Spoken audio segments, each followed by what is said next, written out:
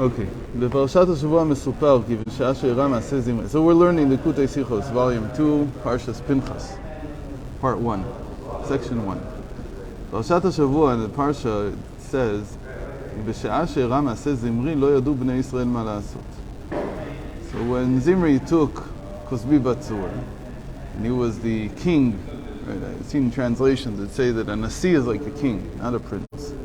It makes sense because afterwards we say that Nasi is one of the synonyms, one of the 13 synonyms in Hebrew for king. Lo yadu bnei Yisrael ma la'asot. They didn't know what to do, right? Because they came to him and he did this to save everyone, as it were. What Zimri did, right? Because that's what Rashi says. They said we're all going to be chayiv misa. He says no. If I do it, everything will be okay. Nobody will be able to say anything. So they didn't know what to do. Yeah, incredible. למרות שהיו במקום משה ואלעזר וזקני ישראל, even though Moshe Rabbeinu and Elazar and all the elders were there, nobody knew what to do. נענה פנחס שהיה אז הצעיר שבחבורה. And so Pinchas, who was the youngest, he decided to act. How do we know that he was so young? So let's see how the Rebbe has an interesting proof. He says in the Reuven it says that the way that Moshe Rabbeinu taught the Torah to all of Am Yisrael was that first of all he taught Aaron. תחילה למד עם אהרון. לאחר מכן עם אלעזר ואיתמר. Afterwards, Aaron would stay, and then Elazar and Itamar would come into the tent. So now he would repeat it a second time. And after that, so then he invited the 70 elders. And so he taught it the third time. And then he taught the rest of the Jewish people. So he taught it 4 times. And then Aaron would teach it once. The continuation is that then Aaron would teach it, then Elazar and Itamar would teach it, and then the 70 elders would teach it. So you see, by the way, that we learn from this a very important pedagogic principle, which is that you can't teach something until you've taught it. I mean, you don't really understand something until you've taught it. In any case, what do we see from here? He was considered just a regular Jew. He was learning with the rest of Israel. What? It doesn't prove his age. No, it doesn't prove his age. But he's the tzayir. When you say tzayir shebachavua, you mean that he's run of the mill. He's not anybody special. And then he said, what did Pinchas say when he saw this? Kanaim pogimbo. That if you're a zealot, you can kill this person, right? Even to the point of killing him. What do you mean you have to be a zealot? Why do you have to be a zealot? Because if you would go to ask the halacha, you can't act this way. Meaning, when cooler heads prevail, if you go according to the ruling, the legal ruling is you can't kill this person. He's not chayiv misa. It's not. But aboel aramit kanaim ken pogim bo. But if you take a non-Jewish woman, so if a person's a zealot and he doesn't ask and he doesn't know the halacha, right? Nobody knows exactly what the halacha is. Then he out of his initial call it indignation, his frustration with the situation, he's allowed to do this. We don't judge him afterwards. In other words, maybe he's not allowed, but we don't judge him afterwards. So Pinchas, I mean, it goes both ways. He had to be one of the younger ones because he was hot-headed. That's why, not hot-headed in the sense that he was like a pushtak, like he wasn't some guy in the street, but he wasn't asking a legal question. That wasn't his thing. Remember, we saw in the first volume, we saw this very interesting Sichot. I told you it was like one of the bases of how Rav Yitzchak thinks about nekama, about revenge. That the Rebbe says that you cannot get rid of a person's instincts. What you need to do is you need to make sure that the instincts always go in a positive direction. You can't really reel them in. You can't really domesticate instincts. There is this, again, what we would call this righteous indignation that young people especially have. What you need to do is you need to harness it, or at least direct it in some way, so that when they do release these energies, they release them in positive directions. You remember that Sichot? That was very interesting there. Okay. What do we learn from this? So the Rebbe is not going to go into all that. He's going to learn something entirely different. Now he's going to go in a completely different direction. There are things that even the great elders of the generation do not say anything about. They're silent. So there's something going on. So either it could be some injustice or something's wrong, something improper is happening. They won't say anything. This is not always a proof. What? They look the other way. Or they're just silent. This is not always a proof that you shouldn't worry about this, that you shouldn't do anything. And it's not a license to figure out all kinds of excuses why you should not worry about it. Okay? That's not what you should learn from the fact that they're not reacting. You need to know that if you feel that you have the power to act in something, meaning you have the right set of tools to react here, then maybe that's what you need to do. You should be the one reacting. This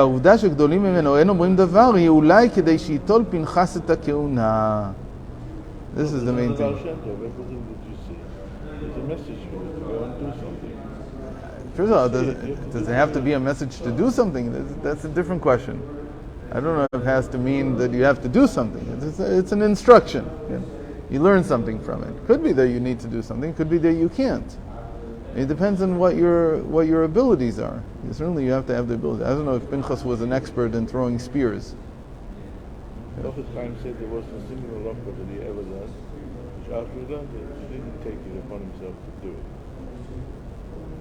It was applicable in this day and age. Yeah, so he plowed and he did all those things. The halacha. No, so what do you mean?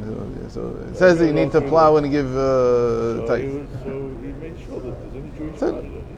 He integrated it into his daily schedule as much as possible. I see. He didn't make himself the king. So where did he learn that? In Volozhin. If I'm not mistaken, Chafetz Chaim was in Volozhin. And he told you once that Reb Chaim of Volozhin, he had this custom that he started in his time. It went all the way down to the Netziv, to the last Rosh Yeshiva of Volozhin. That whatever you learn, you should have a nafka mina from it. Apol yoitze. It should be something that you do as a result of what you learned. It shouldn't remain something theoretical.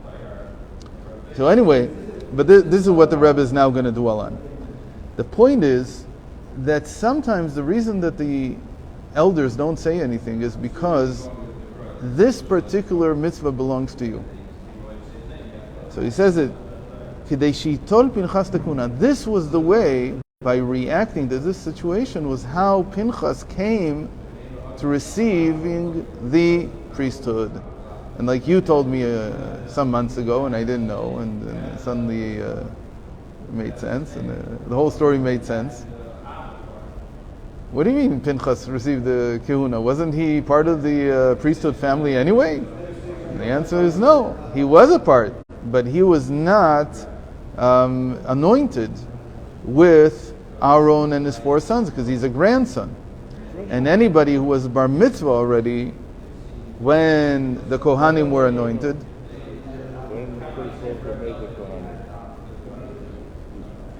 he said, who would be the Kohanim? He said Aaron uvanav, Aaron and his 4 sons. No, but the point is that if you had a child, if one of his sons had a child who was under the age of bar mitzvah, when he became bar mitzvah, he was anointed. It didn't have to be someone who was born after he was anointed. That wasn't, the anointment is not something that passes through birth. It's not an inheritance in that sense. You just have to be less than bar mitzvah, and then once this, let's say, not of a nevi'ah, if they would have had children, and these children would have been 2-3 years old, So when they reached the age of 13, they would be anointed. They would become. They didn't need to be anointed. They would just become Kohanim, just without doing anything. But Pinchas was older than 13 when Aaron and his 4 sons were anointed. He was the son of Elazar. Elazar was not the eldest, but he was the eldest who had children. So because of that, he was not anointed because he wasn't specifically mentioned by God. And so theoretically, there would have been no lineage of priesthood through Pinchas. This whole act gave him an entrance into the priesthood, because what did Hashem say at the beginning of this parsha? He gives him a covenant, a special covenant, which is external to the anointment of Aaron and his sons. And this was the way that Pinchas and his lineage became part of the priesthood. So he says, why did this all happen? It all happened. Why did the elders stay quiet? Why didn't they say anything? Because Hashem was creating the situation, the circumstances, so that Pinchas could become a priest. So this is what the Rebbe wants to dwell on. What does this mean? That sometimes you sort of pick off a fruit from a tree that you didn't think would even belong to you. Tree was growing in somebody else's garden. And yet, they're mafkirit. They don't care. For some reason, they're not saying anything. They're saying anybody who wants can come and take it. So there is the spiritual equivalent of that. That's the interesting thing. There's a spiritual equivalent of, as it were, not caring about what belongs to me. Meaning, I could have received this. I could have taken this. This fruit theoretically was mine, but I lost it. So what he calls it, כלומר, זה חלקו הוא המוטל עליו לברר ודווקא לידו להגיע לשלמותו. So in this case, only he could refine this part of the world. He was the one who was destined to eat from this fruit. כשם שבגשמיות, so now the Rebbe explained this. כשם שבגשמיות יש לכל אחד חלקו שלו ואין נוגע בפרנסתו של חברו. We know that when it comes to parnasa, to livelihood, to physical possessions, every person has their allotted part in the world. And you can't take away from someone else's. On the face of it, you can't. Right? Every person has, if you take away, the only way to take away is to steal. But you don't have to worry that somebody's going to open a store in front of me. Theoretically, you don't have to worry. Somebody's going to open a store in front of me, and that way he's going to take away my clients. No. Whatever belongs to you belongs to you. Whatever belongs to him belongs to him.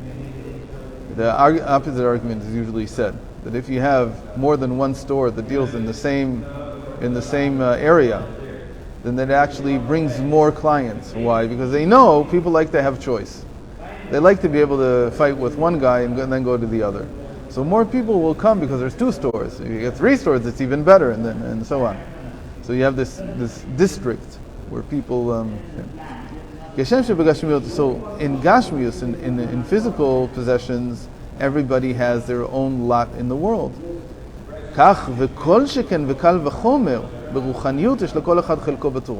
All the more so that when it comes to Torah, every person has his lot in the world. When it comes to the spiritual aspects of the world, every person has his own lot. Alav ne'emar, this is what it means when it says, "V'ten chelkeinu b'toratecha." To give us our portion in your Torah. She'en mashmauto rak b'kesher le'avanat haTorah. This is not referring only to understanding in the Torah, meaning my part in the Torah is my understanding in the Torah. No, he says it's much more than that. Kim gam b'kesher lechidushei Torah. Right? But also when it comes to novel ideas in the Torah, novel interpretations. So you have your own lot. And you have to take advantage. You have to say it. Like we know the famous story in Menachos, right? This is on the beginning of the Menachos, the Kaftet Amud Bet, that Moshe Rabbeinu asked Hashem, if you have, why are you keeping me here on Mount Sinai? I want to go back down and give them the Torah already. So Hashem says, I have a few things to do still. So he saw him putting the little tags, the crowns, on the letters of the Torah. So Moshe Rabbeinu says, what is this for? The letters, little crowns, what do you need little crowns for? So Hashem answered to him, he said, right, you know the story. Yeah, so there's going to be a person after many generations, his name is going to be Akiva ben Yosef, and he is going to teach mountain loads of halachos off of each tag, off of each crown. So Moshe Rabbeinu said, really, can I see him? So Hashem takes him in a time machine and into Rabbi Akiva's academy, and he sits in the back, and he hears Rabbi Akiva teaching all these halachos that he's never heard of. So Moshe Rabbeinu, he's weakened. He says, how come I don't understand these things? Until Rabbi Akiva says, all this is halacha leMoshe miSinai.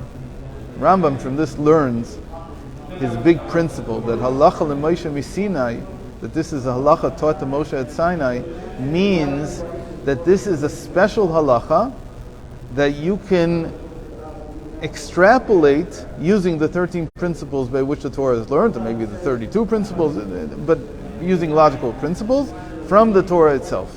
And he says this has a higher level, says the Rambam, this is a higher level than the regular Derabanan. This is not like a regular teaching from the sages. This is something that's actually steeped. It's based in the text of the Torah itself. So in any case, so Moshe Rabbeinu saw this. And what do we learn from this? Rabbi Akiva amar davar halacha she'af Moshe Rabbeinu lo yada alea.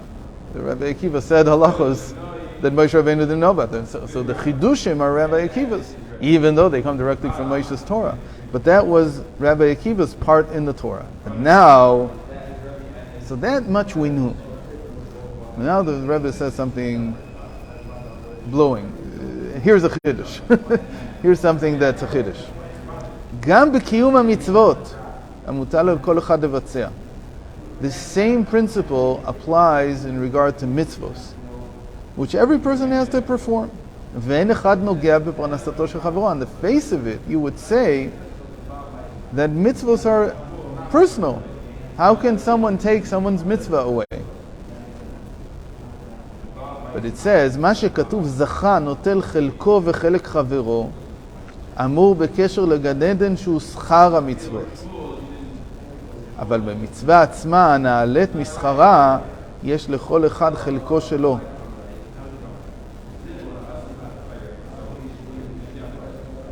What is he saying here? Don't think, we'll explain in a moment what this says. This is a saying interestingly from Acher, from Elisha ben Avuya. He's not saying it in his name, he's saying it in the name of Rabbi Akiva. What did I think? I could have thought, when it comes to Parnasa, so each person has his own Parnasa. You can't take from one to the other. When in talking about Ruchnius, so also you have to say that every person has his own lot in the Torah. What does that mean? His own chidushim. Nobody can take away your chidushim. But what about mitzvos? A lot of times you think, if this person doesn't do his mitzvah, then I can take it. Meaning, if somebody didn't give tzedakah, so I can take the opportunity. I can give the tzedakah. I can do it instead of them. In fact, a lot of times people are angry at each other because they feel that you took my mitzvah. For instance, the thing I'm thinking about is wedding a wife. And then somebody feels that somebody else took her from me. And even the Gemara seems to concur with that. It says, Shema yakdimenu achel. You're allowed to do kiddushin even on Tisha B'Av. Why? Because somebody else might jump up and steal the woman. What do you mean steal? He'll be Mekadesher. He'll engage her. So there's a feeling that you could grab someone else's. So says the Rebbe, there's even a Gemara, again this is Acher in the name of Rabbi Akiva, that seems to strengthen this idea. Why? Because it says, Zacha notel chelko v'chelek chavero. It says about the mitzvos that if a person merits, he can take his portion and the portion of his friend. So that seems to say that I can take someone else's mitzvah from him. Says the Rebbe, no, that's amur b'kesher legan eden shu schar mitzvot. That can only be in terms of the reward. Why? So we've talked about this many times. Gan Eden, the whole state of the neshama before it comes down into the world, is what we call memale kol almin. Every neshama is at its status, wherever it is. Each one has a different level. They are ordered that way. You can't move, as it were. If you want to move, what do? You have to come down into this world, and you have to gain something new. And then you go up. That's in terms of what we call the sachal. That's called the reward for the mitzvah. What is the reward for the mitzvah? The reward for the mitzvah is your status, your level in Gan Eden. And also here, you could say that the more a person has understanding, the more he lives in Gan Eden, in a certain sense. And a lot of people will say, if you have a lot of understanding, you only suffer. But it's not true. In Torah, the more you understand, the more you live in Gan Eden. The more you feel that you live in a wonderful, beautiful place. Because that's what Torah learning does to you. So that's in terms of Sachar, he says. You can actually take your friend's portion. Where did the Karen come from? The Karen is something else. Where did it come from? The Karen is the act itself. Nobody else wanted to do it. What? Nobody else was interested in doing it. Oh, your Karen. Now I understand. Okay. I thought you were saying the Karen of the mitzvah. Yeah. Where did they come? Everybody said, no money, we can't work with Kodesh Chabad. Nobody wanted to do anything about it. Right. And I wanted money from Kodesh Chabad, so I said, okay, I'll run it. What happened was I ran it, I didn't need the money from Kodesh Chabad. So but there's a mistake in this thinking, because people are interested in the reward. Why? They say, but you have to think about it. If the reward can be transferred from one to the other, that's not the real purpose of life. The real purpose of life has to be something else. So what is he saying here? He's saying now, אבל במצווה עצמה, הנעלית משכרה. What's above the reward for the mitzvah? The mitzvah itself. Why? Why? So that we had a long mimer in the Likkutei Torah this past Shabbos. Very long mimer. Al ken yomru hamoshlim. Important dibur matchil. We learned it once. It says there that the mitzvah has two parts, like we always know, right? It has the sovev and the mamala. It has the surrounding light and the inner light. The inner light is the intent. Maybe I jumped up and took it from someone else. All these things. The surrounding light is the act itself. We said many times that in the act itself, there's no difference between me and Moshe Rabbeinu. When I put tefillin on and Moshe Rabbeinu put tefillin on, it's the same mitzvah altogether. What differentiates them then? Why do we need him and me? In understanding, I understand why we need you and me, because I will understand one thing, you'll understand something else. But in the act, if my doing it is the same exactly as Moshe Rabbeinu doing it, why do we need both of us? He should do it for all of us. He says that's exactly where the purpose of life is. That your soul came down into this body to perform these mitzvot, and no one else can perform them for you. So it's a little bit of a paradox, because you're saying, really they're equal. They're entirely equal. But we're saying that they're entirely equal in order to impress upon us the idea that no one else can do it for us. This is mine, and no one else can touch it. If I don't do this mitzvah, it will never be done. And that's what he's saying here. And this is higher than the reward. This I'm not doing for the reward. I'm doing it because this is my purpose in being in a physical body. This is my very purpose. Maybe we should give a little bit more room here. Yeah, I'm going to. Huh? I'm going to do Shul. Why? It's Sichot based Thomas, and I don't want to hear them say something. I want to go. Oh, they're going to say Tachman. Tell them, what's the big deal? You don't say. That's the 8? Yeah. Huh? Okay, so we have time. See if there's a minion here. Maybe we'll both go. Anyway, so this is a very important point. that the mitzvahs that you do, only your body can do. This is like parnasa.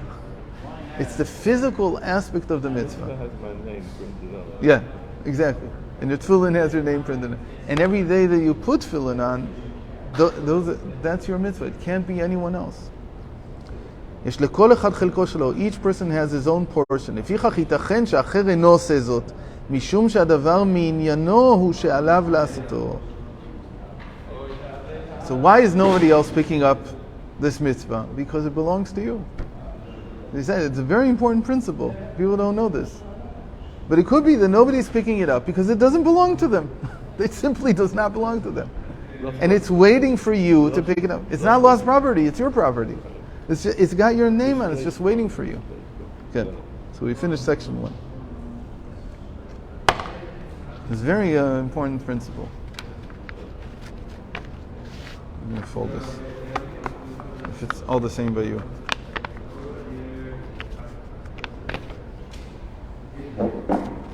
So what are you going to do there until 8?